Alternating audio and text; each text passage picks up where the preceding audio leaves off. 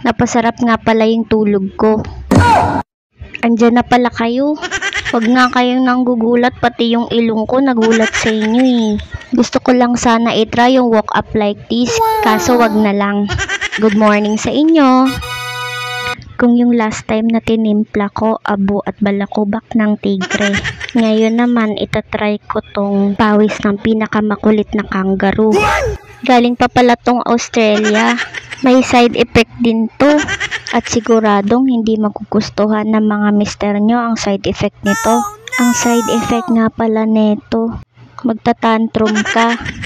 At bigla-bigla mo na lang aawayin yung asawa mo. Kaya bihira ko lang din tong timplahin kasi baka maghiwalay na kami ng asawa ko. Pagkatimpla ko nga, kinuha ko na nga tong cake sa rep. Ube at chocolate pala yung flavor neto. Galing pa tong handaan. Ito pala yung cake na pauuwiin muna lahat ng bisita para mabigyan ka. Tinikman ko na nga pala yung ube, masarap siya, lasang mahal.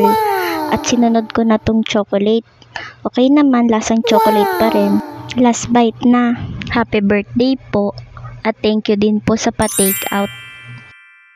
At pagkatapos nga namin mananghalian, maliligo na ako at dadaan na din ako dito sa Lagusan. Di nyo ba alam may Lagusan dito papuntang Alabang? And taran! O diba, dito na kami sa Alabang. Dumiretso na nga pala kami dito sa festival para mag-attend ng church. Pang 3 PM nga pala yung madalas naming attendan. Sa Victory Alabang nga pala kami nag-church. Dito pala yun sa 4th floor sa pinakataas.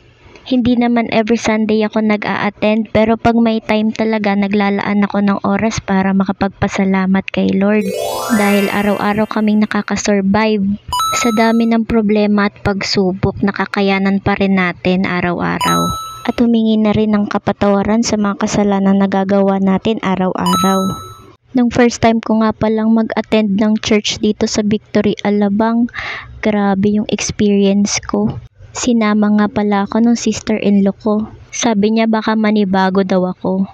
Kasi nga sa Catholic Church ako nagsisimba. Tas dito naman sa Victory Alabang ay mga Christians. At nung nag-start na nga yung misa, grabe. Ang sarap sa pakiramdam ng mga prayers ni pastor. Habang nagdadasal ka, parang kausap mo talaga si Lord. Mararamdaman mo talaga yung presensya niya. At talagang hindi mo mapipigilan yung pag-iyak mo. Lalo na kapag ang dami mong nararanasang pagsubok sa buhay. At nakarating na nga pala kami dito sa may church. Ang dami nga palang umattend ng pang 3 PM. Buti na lang maaga kami para nakahanap kami ng mauupuan. At eksaktong 3 PM nga nag-start na. After nga yan, umuwi na din kami agad at nagmerienda. At niluto ko na tong Bake Mac style ng Lucky Me. At pinartneran ko na lang ng tinapay. Maraming salamat po pala sa panunood at pag-share ng mga video. Thank you po.